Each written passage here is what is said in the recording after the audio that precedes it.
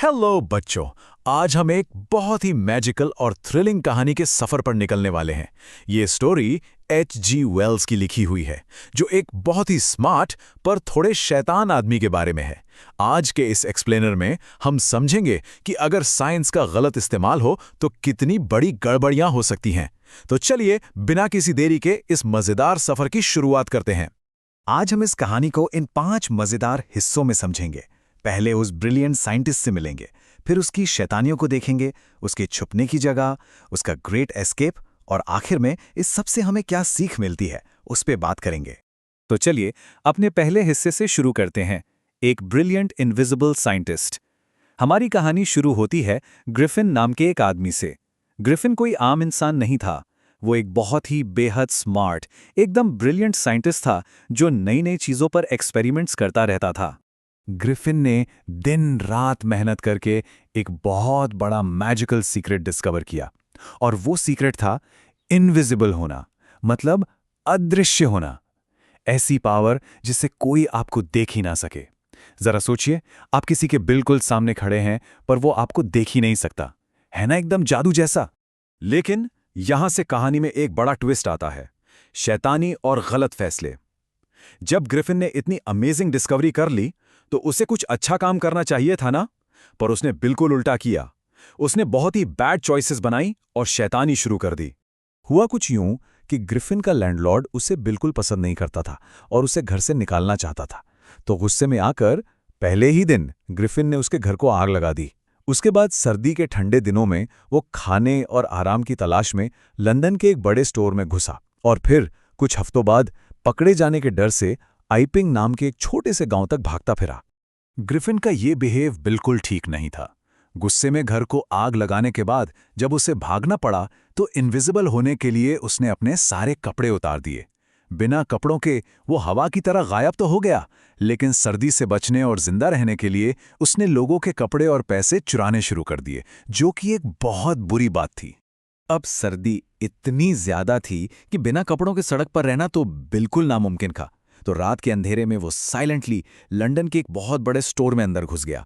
वहां उसने मजे से खाना खाया, गर्म कपड़े पहने और सो गया। पर अगले दिन जैसे ही स्टोर के लोग आए, उसे वहां से भी अपनी जान बचाकर भागना पड़ा। इस तरह बार बार भागने से थक कर हमारा चैप्टर 3 शुरू होता है, गांव में छुपना। लंदन की भीड़भाड़ और शोर शराबे से दूर ग्रिफिन ने सोचा कि उसे एकदम शांत जगह जाना चाहिए। इसलिए वो आइपिंग नाम के एक छोटे से विलेज पहुंच गया। गांव में लोग अजीब सवाल ना पूछें, इसलिए ग्रिफिन ने अपना एक नया डिस्गाइज यानी एक नया भेष बनाया। उसने एक लोकल इन यानी होटल में कमरा लिया और अपनी इनविजिबल बॉडी को छुपाने के लिए अपने पूरे चेहरे पर बैंडेजेस लपेट ली, बड़ी सी हैट पहनी, डार्क ग्लासेस लगाए और बहुत भारी कपड़े पहन लिए। सच बताऊं तो वो किसी को भी एक बहुत ही अजीब और स्कैरी सा स्ट्रेंजर लग रहा था। पर जल्द ही गांव में अजीब अजीब घटनाएं शुरू हो गईं। लोगों के पैसे चोरी होने लगे। पर सबसे शॉकिंग चीज तो तब हुई जब लोगों ने जमीन पर गीली मिट्टी में पैरों के निशान बनते हुए देखे, और वहां कोई था ही नहीं। Footprints without feet. सोचिए बच्चों, ऐसी इनविजिबल पावर को सड़क पर चलते देख लोग कितने डर गए होंगे।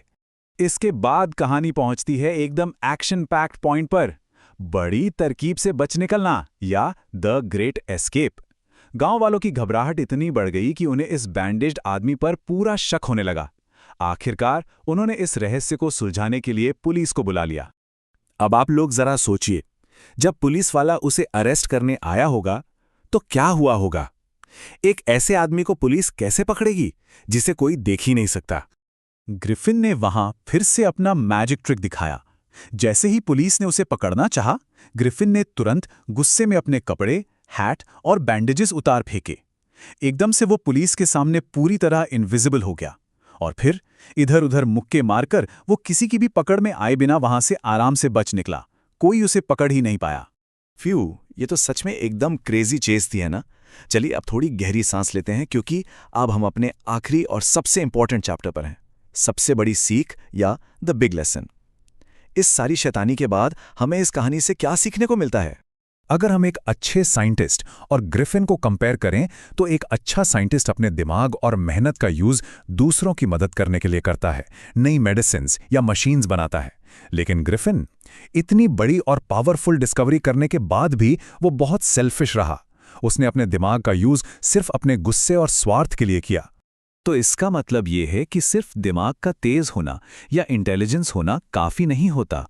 अगर उस इंटेलिजेंस के साथ आपके अंदर अच्छे संस्कार और सच्चाई नहीं है, जिसे हम मोरालिटी कहते हैं, तो वही दिमाग किसी को भी एक बहुत बड़ा खतरा और एक विलन बना सकता है। ग्रिफिन स्मार्ट तो था, पर अच्छे संस्कार ना होने की वजह से वो हीरो के बजाय विलन बन गया। इस कहानी के एंड में मैं एक बड़ा मजेदार सवाल छोड़कर जा रहा हूं। जरा सोचिए बच्चों, अगर किसी मैजिक ट्रिक से आपको इनविजिबल होने की पावर मिल जाए, तो आप उस पावर का यूज करके अपने दोस्तों, फैमिली और दूसरों की हेल्प कैसे करेंगे? क्या क्या काइंड चीजें की जा सकती हैं? इस बारे में जरूर सोचिएगा और अपनी इंटेलिजेंस को हमेशा किसी अच्छे काम में लगाइएगा। तब तक के लिए कीप लर्निंग और सेफ रहिए।